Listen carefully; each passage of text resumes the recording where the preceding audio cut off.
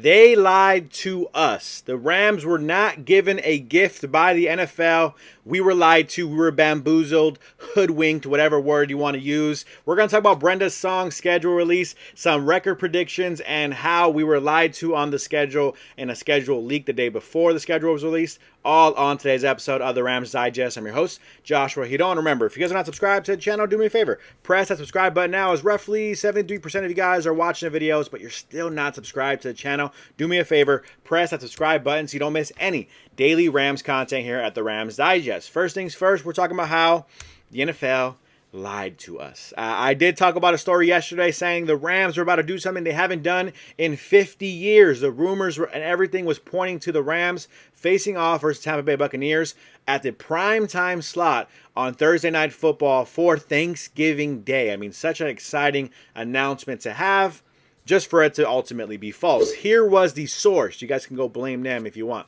NFL Nerd on Twitter says, update, Rams-Bucks will not be Thanksgiving night. This game will be played on Sunday Night Football on NBC in Week 12. Had this confirmed with sources who mistook Week 12 as the Thanksgiving week. Apologies. So typically you can trust some of these leaks, some of these sources. I think the very simple, easy explanation as to why we were lied to is because the dates for the Rams game versus the Bucks, November 23rd, sounds like a very Thanksgiving date, right? Typically 23, 24 in my mind. I think Thanksgiving date in the last couple of years, it's been around that date, right? So someone might have saw the date, saw the primetime number, assumed it was Thanksgiving, didn't check their calendar for whatever reason, and unfortunately we were lied to, hyped up to have this Thanksgiving matchup for the first time in 50 years.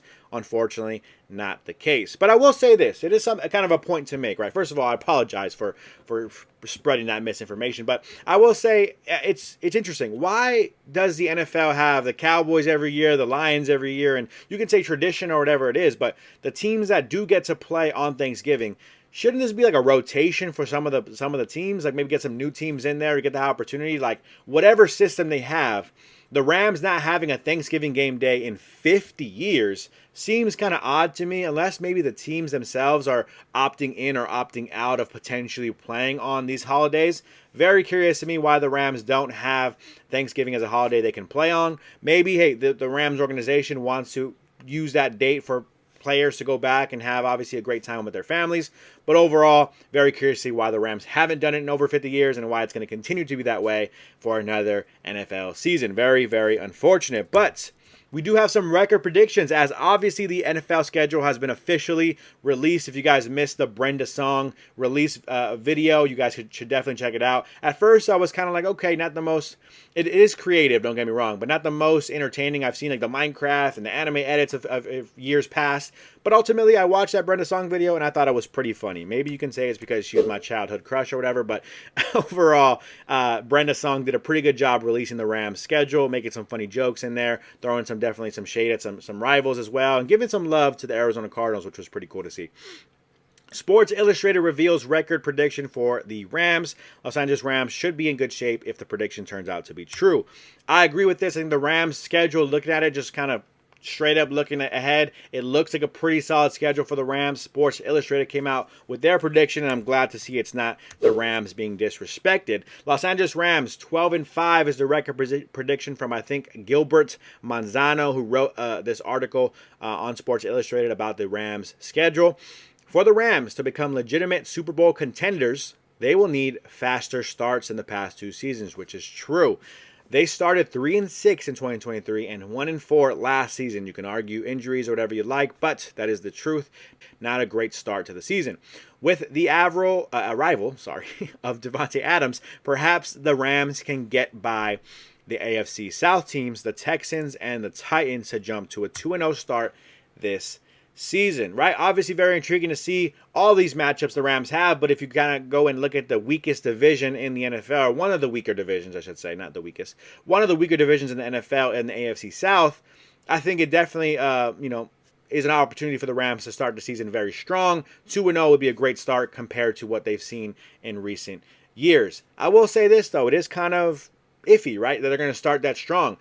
Matthew Stafford, Devontae Adams are likely not going to play much, if at all, in the preseason. And so those two guys are going to have to knock some rust off, get that chemistry going in that first couple of games. Maybe rough to kind of see them start a little slow, but they may start a little slow just because the Rams, again, have to get that cohesiveness with some new pieces on both sides of the football, right? So we'll take a look right here. Here's a picture of the nice fancy schedule we have here.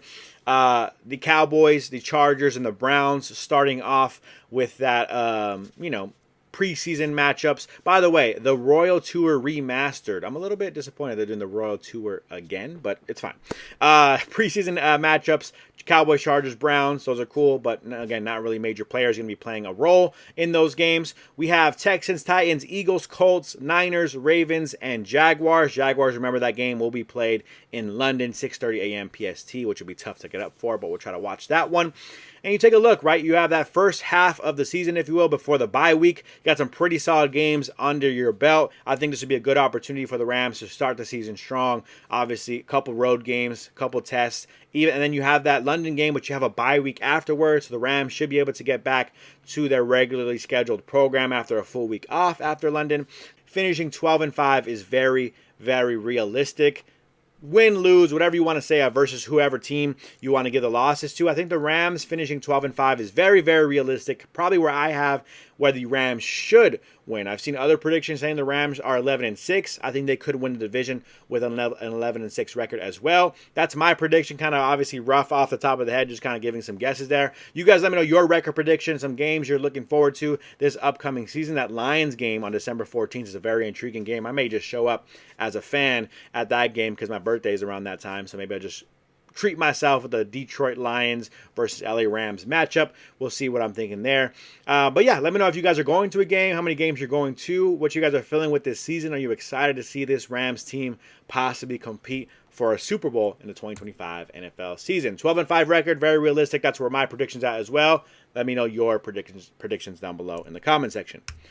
Moving on from that, trivia of the day, my favorite part of the episode. I ask a trivia question. You give your trivia guesses down below in the comment section, and whether you're right or whether you're wrong, we'll give you a shout out on the next episode. For those who missed last episode's trivia of the day, this was the question we posed last episode. Which Rams player owns the team record for most consecutive games played? That's LA Rams record specifically, not like an NFL record or anything. So which Rams player owns the team record for most consecutive games played? The multiple choice options for this trivia of the day were was it A, Orlando Pace? Was it B, Deacon Jones? Was it C, Jack Youngblood? Or was it D, Isaac Bruce? We had a couple people play along with the trivia of the day last episode. I want to make sure they get their shout outs here. Here were the guesses for last episode's trivia of the day. Thomas says Jack Youngblood. Floyd says Isaac Bruce. The Real J Will says no idea, but Orlando Pace makes sense. Probably 125 games or so.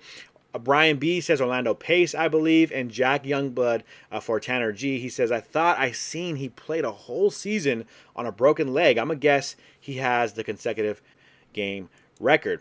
Shout out to Tanner G for dropping some knowledge on us. Broken leg. Is that true? Did Jack Youngblood play on a broken leg? Well, he was the correct answer for this trivia of the day. Shout out to Thomas. Shout out to Tanner G for saying Jack Youngblood. Despite a broken leg and numerous other injuries, Youngblood played 201 consecutive games. He only missed one game in his NFL career, and I believe it was like his final game because he had a compacted herniated disc in his back. Obviously had to miss that game, and so only missed one game his entire 14-year career. Jack Youngblood, such a Rams legend, which I think is why we see a lot of Jack Youngblood jerseys out at SoFi Stadium nowadays, still rocking that Jack Youngblood jersey. Is pretty cool to see. Shout out to everybody who played along with Trivia of the Day. Thomas and Tanner, you got it correct. Shout out to Floyd. Shout out to the Real J Will. And shout out to Brian B for playing along either way. I actually like when you get it wrong because it proves you did not Google it. Not that Tanner G did. Not that Thomas did. But it just proves for sure you didn't Google it and you're playing honestly when you get it wrong, right? So I appreciate all of you guys for playing along with the Trivia of the Day. If you missed the last episode's Trivia of the Day and you're like, that was easy, I could do this easily. Well, prove yourself with your Trivia of the Day on today's episode. Here is the question for today. Which player stopped Tennessee Titans receiver Kevin Dyson on the 1-yard line to win Super Bowl 34? Which player stopped Tennessee Titans receiver Kevin Dyson on the 1-yard line to win the Super Bowl 34? 4. By the way, one of the most impressive, historic, legendary Super Bowl endings I think we've ever seen. Just that kind of the stretch out of a Tennessee Titans receiver kind of trying to get that touchdown, being 1 yard short because of an incredible tackle by this player. Was it A, Billy Jenkins? Was it B, London Fletcher? Was it C, Mike Jones? Or was it D, Kevin Carter? Again, which player stopped Tennessee Titans receiver Kevin Dyson on the 1 yard line to win Super Bowl 34? Billy Jenkins, London Fletcher, Mike Jones, or Kevin Carter? Give your guesses down below in the comment section. Again, whether you're right or whether you're wrong, we'll give you a shout out on the next episode. We just appreciate you guys playing along and participating. Other than that, that's going to do it for me on today's episode of the Rams Digest. Again, I apologize for the misinformation on Thanksgiving night. I really thought we kind of had that, but it is what it is. Remember to subscribe to the channel if you're not subscribed already. That's going to do it for me. I'm your host, Joshua Giron, and I'm out.